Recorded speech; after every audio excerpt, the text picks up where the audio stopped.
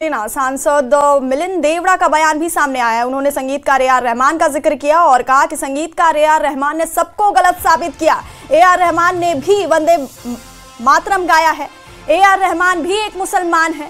शिवसेना सांसद हैं मिलिंद देवरा और उन्होंने कहा कि संगीतकार ए आर रहमान ने सबको गलत साबित किया और ए आर रहमान ने भी वंदे मातरम गीत गाया है।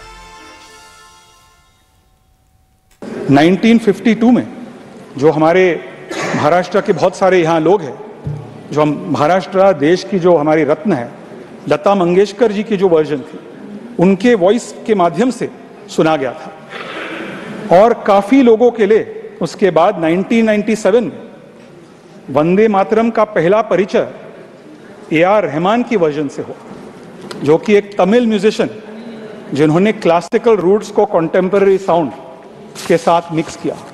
नेशनल कॉन्फ्रेंस के सांसद एक प्रकार से उन्होंने इस वंदे मातरम को एक मजहब के आधार पर एक रिलीजियस फ्लेवर दिया।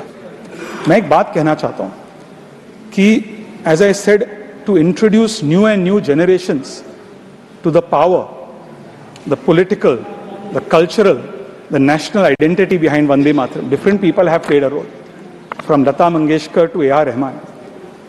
But today I would like to tell the member from the National Conference that A R Rahman's version was a rendition by a proud Indian who also happens to be a Muslim. And A R Rahman actually, as an Indian Muslim, not just proves people like him wrong, but also proves those who tried to truncate the song almost 88 years ago. Yes, correct.